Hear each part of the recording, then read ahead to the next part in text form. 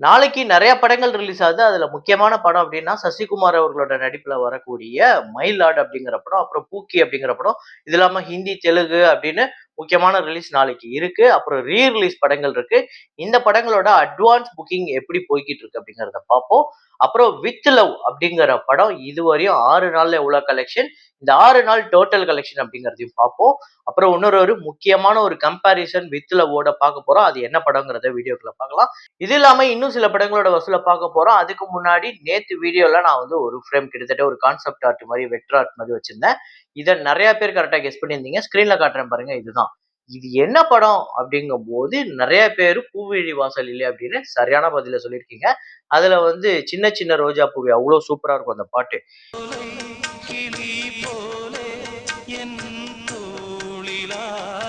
இத கரெக்ட்டா கெஸ் பண்ண முதல் 5 பேர் எசக்கி முத்து, முரளி விஜய் அப்படிங்கிறவரு, முகமது இஸ்லாம், தினேஷ், செல்லப்பாண்டி இந்த 5 பேர் தான் முதல்ல கரெக்ட்டா கெஸ் பண்ணியிருக்காங்க.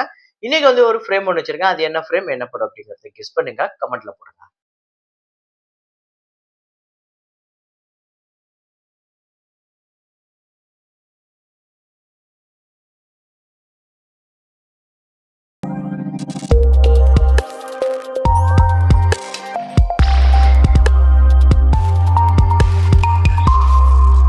இந்தியால இப்போதைக்கு பாக்ஸ் ஆபீஸ்ல ஒவ்வொரு நாளும் நம்பர் வைஸ் லீடிங்ல இருக்கிறது அப்படின்னு பாத்தீங்கன்னா பார்டர் 2 தான்.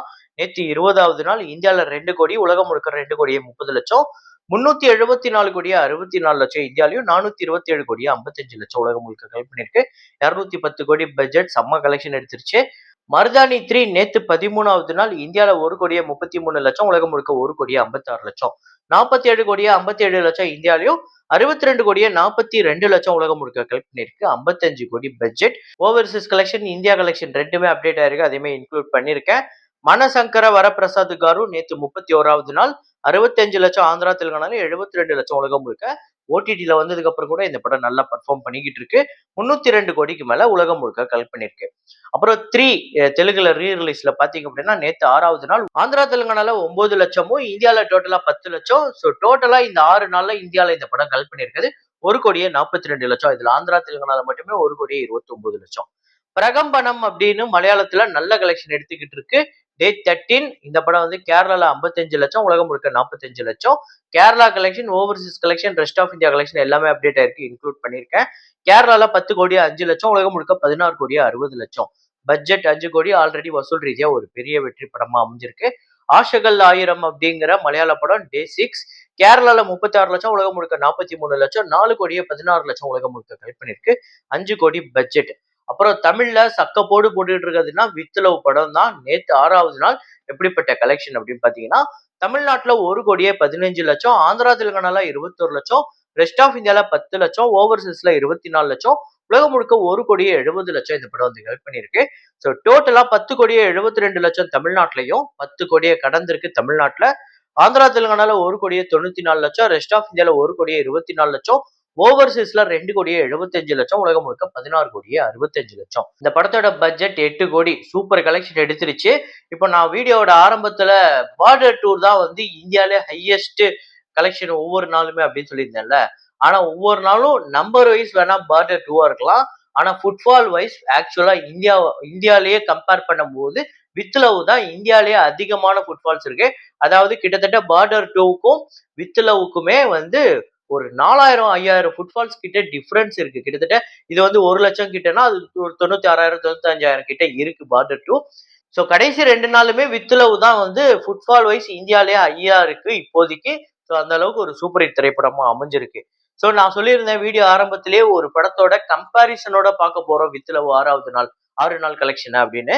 ஸோ வித் லவ் அப்புறம் லவ் டுடே இந்த 2 படங்களோட 6 நாள் கம்பாரிசனை இப்ப நம்ம பார்ப்போம். 6 நாள் வசூல்ல வித் லவ் பாத்தீங்க அப்படின்னா 10 கோடியே 72 லட்சம் தமிழ்நாட்டுல கலெக்ட் பண்ணிருக்கு. ஆனா லவ் டுடே அப்படி கிடையாது. 21 கோடிக்கு மேல வந்து வசூல் பண்ணிருக்கு. 21 கோடியே 65 லட்சம்.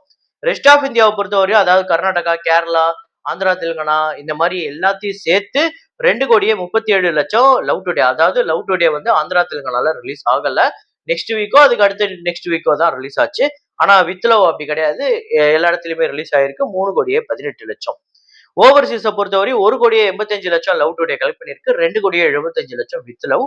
வேர்ல்டு வைடு கம்பாரிசன் பார்க்கும்போது 25,87,00,000 லவ் டுடே கலெக்ட் பண்ணியிருக்கு 6 நாள்ல.